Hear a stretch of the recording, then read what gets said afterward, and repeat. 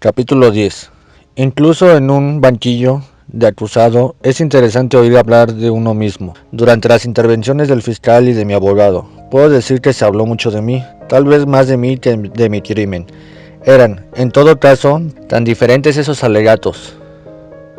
El abogado levantaba el brazo y reconocía la culpa, pero con atenuantes. El fiscal tendía sus manos y denunciaba la culpabilidad, pero sin atenuantes. Sin embargo, algo me molestaba, vagamente. A pesar de mis preocupaciones, me sentía tentado a veces a intervenir a mi abogado. Y mi abogado me decía entonces, cállese, será mejor para su causa. Parecía como si de algún modo el proceso se llevase dejándome fuera. Todo se desarrollaba sin mi intervención, se decidía mi suerte sin contar conmigo. De vez en cuando tenía ganas de interrumpir a todo el mundo y decir, pero de todos modos, ¿quién es el acusado? Es importante ser el acusado. Yo tengo algo que decir, pero, pensándolo bien, nada tenía que decir. Además, he de reconocer que el interés que uno despierta en la gente no dura mucho. Por ejemplo, la acusación del fiscal me cansó muy pronto. Solo algunos fragmentos, gestos o tiradas enteras, pero desconectadas del conjunto, me sorprendieron o despertaron mi interés. Pensaba, en el fondo, si yo comprendía bien que había premeditado mi crimen. Al menos, es lo que trataba de demostrar. Como él mismo decía, daré una prueba, señores, lo probaré doblemente. Primero, con la absoluta claridad de los hechos, luego, con la sombría luz que me ofrece la psicología de esta alma criminal. Resumió los hechos desde la muerte de mamá. Recordó mi insensibilidad, mi desconocimiento de la edad de mamá, mi baño del día siguiente con una mujer, el cine, Fernandel y, por último, el regreso con Mari. Tardé en comprenderlo, en ese momento, porque él decía, su amante, y para mí ella era Mari. Vino luego la historia de Raymond. Pensé que a su manera de ver los acontecimientos no le faltaba claridad. Lo que decía era plausible. Yo había escrito la carta de acuerdo con Raymond para hacer venir a su amante y entregarla a los malos tratos de un hombre, de moralidad dudosa. Yo había provocado en la playa a los adversarios de Raymond, que había sido herido. Le pedí su revólver, volví yo solo para utilizarlo. Me cargué al árabe como había proyectado. Había esperado, y para tener la certeza de que el trabajo estaba bien hecho, había disparado aún otras 4 balas, tranquilamente, con la absoluta precisión, de forma calculada, por así decirlo. Y helo ahí. Señores, dijo el fiscal, he reconstituido ante ustedes el hilo de acontecimientos que llevaron a este hombre a matar con pleno conocimiento de causa. Instinto en ello, añadió, porque no se trata de un asesinato ordinario, de un acto impulsivo que ustedes podrían considerar atenuado por las circunstancias. Este hombre, señores, este hombre es inteligente, ustedes lo han oído, ¿no es así? Sabe responder, conoce el valor de las palabras, y no cabe decir que actuó sin darse cuenta de lo que hacía. Yo escuchaba y oía que se me juzgaba inteligente, pero no comprendía bien cómo las cualidades de un hombre ordinario podían convertirse en acusaciones aplastantes contra un culpable. Al menos, eso era lo que me asombraba, y dejé de prestar atención al fiscal hasta que le oí decir, ha dicho, al menos, que lo lamentaba. Nunca, señores. Ni una sola vez en el curso de la instrucción me pareció conmovido de este hombre por su abominable crimen. Se volvió entonces hacia mí, me señaló con el dedo y siguió abundándome sin que, en realidad, yo comprendiera bien por qué. Sin duda, no podía dejar de reconocer que tenía razón.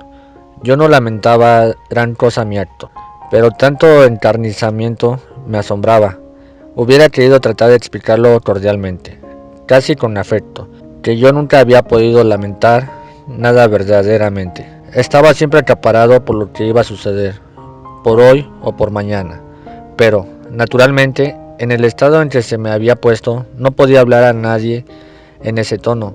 No tenía derecho a mostrarme afectuoso, a manifestar buena voluntad. Traté de entender de nuevo por qué el fiscal había empezado a hablar de mi alma. Decía que se había asomado a ella y que no había encontrado nada. Señores jurados, decía que, en realidad, yo no tenía alma en absoluto y que nada humano, ni un solo de los principios morales que custodian el corazón de los hombres, me era accesible. Ciertamente, añadía, no sabríamos qué reprocharle. Lo que no ha sabido adquirir, no podemos quejarnos de que le falte. Pero cuando se trata de este tribunal, la virtud enteramente negativa de la tolerancia ha de transformarse en la menos fácil, pero más elevada de la justicia, sobre todo cuando el vacío del corazón, tal y como se descubre en este hombre, se convierte en un abismo donde la sociedad podría sucumbir. Habló entonces de mi actitud hacia mamá. Repitió lo que había dicho durante los debates, pero se prolongó mucho más que cuando hablaban de mi crimen, tanto que, finalmente, yo no sentía más que el calor de la mañana, hasta el momento al menos en que el fiscal se detuvo, y después de un momento de silencio, continuó con una voz muy baja y un tono convencido. Este mismo tribunal, señores, va a juzgar mañana el más abominable de los crímenes, el asesinato de un padre. Según él, la imaginación retrocedía ante ese acto atroz. Era de esperar que la justicia de los hombres se pronunciase sin debilidad, pero no temía decirlo. El horror que le inspiraba ese crimen casi cedía ante él que le producía mi insensibilidad.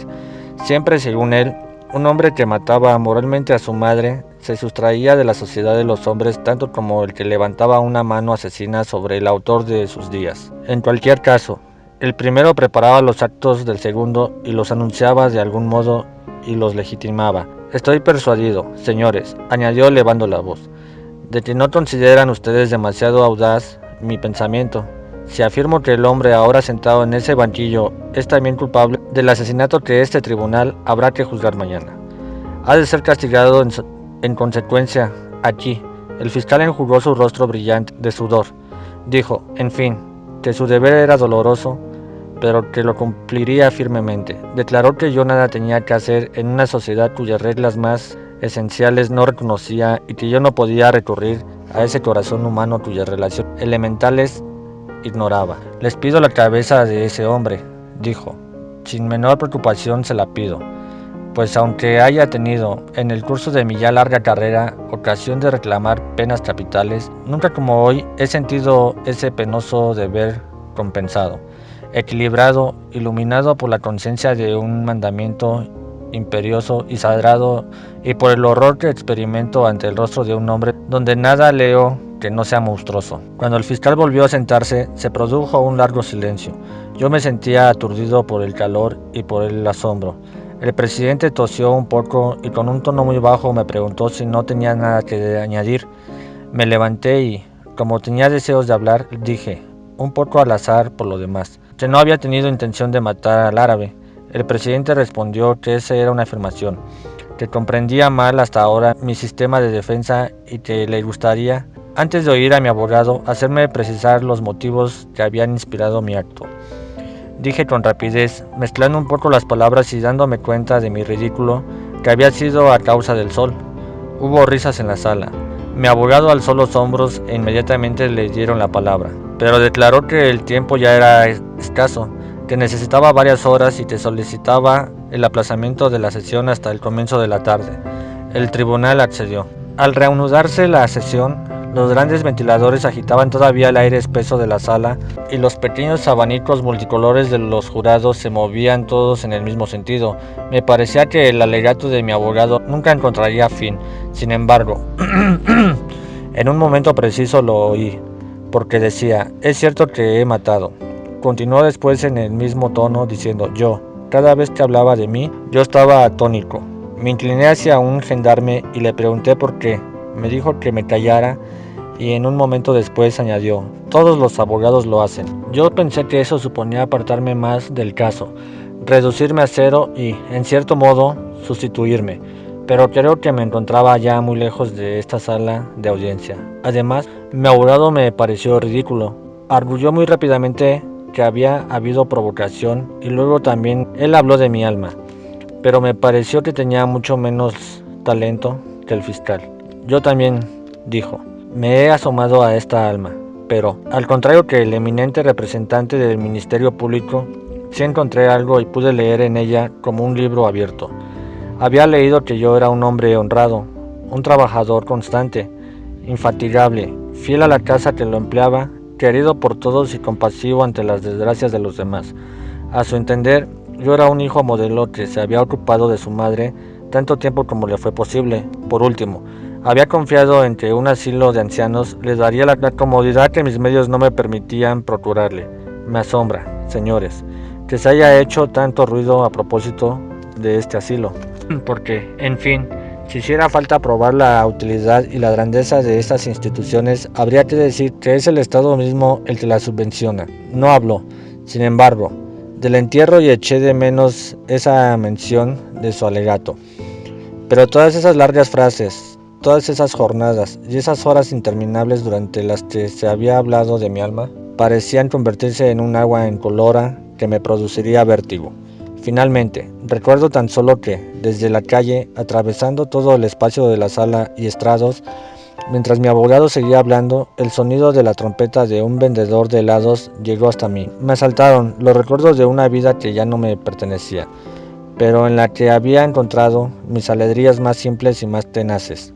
Los olores del verano, el barrio que amaba, cierto cielo de la tarde, la risa y los vestidos de Mary. Toda la inutilidad de lo que hacía aquí me subió entonces a la garganta y no tuve más que el apremiante deseo de terminar, de volver a encontrarme en mi celda y en ella el sueño. Apenas oí a mi abogado exclamar: por último, que los jurados no querían enviar a la muerte a un trabajador honrado, condenarlo por un minuto de extravío y pedir que se consideraran las circunstancias atenuantes de un crimen del que arrastraba ya, como el más implacable de mis castigos, un remordimiento eterno.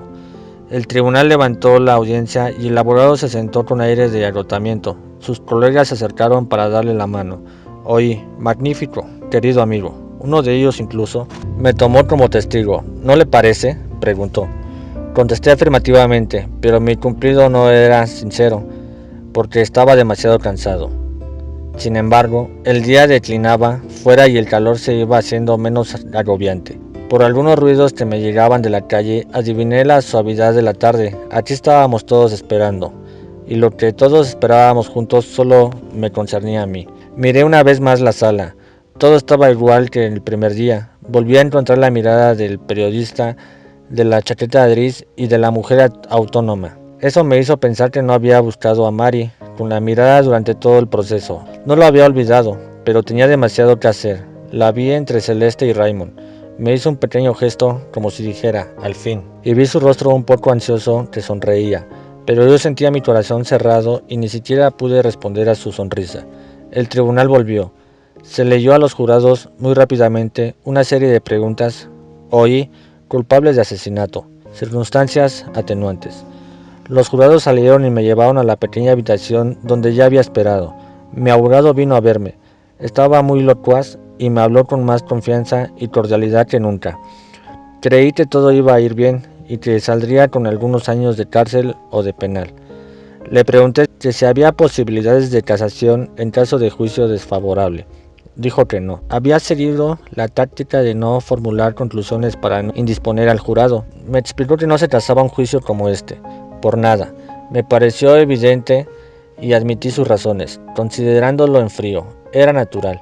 De lo contrario, habría demasiado papeleo inútil. De todos modos, dijo mi abogado, queda la petición de indulto, pero estoy persuadido de que la sentencia será favorable. Esperamos mucho tiempo, casi 3/4 de hora. Al cabo sonó un timbre. Mi abogado me dejó diciendo: el presidente del jurado va a leer las respuestas. Solo lo harán entrar para que el juez pronuncie la sentencia. Las puertas se cerraron secamente. Corrían gentes por las escaleras sin que yo acertara a saber si estaban próximos o lejanas. Oí después una voz sorda que leía algo en la sala. Cuando el timbre volvió a sonar, se abrió la puerta de mi estrecho reducto y el silencio de la sala subió hacia mí. El silencio y la rara sensación que tuve de comprobar que el joven periodista había apartado sus ojos. No miré hacia el lado de Mary. No tuve tiempo porque el presidente me dijo en forma extraña que se me decapitaría en una plaza pública y en nombre del pueblo francés. Me pareció entonces reconocer el sentimiento que en todos los rostros se expresaba. Creo que era conmiseración. Los gendarmes estaban muy suaves conmigo. El abogado puso su mano sobre mi muñeca. Yo había dejado de pensar, pero el presidente me preguntó si no tenía nada que añadir. Reflexioné. Dije: no. Fue ese el momento en que se me llevaron.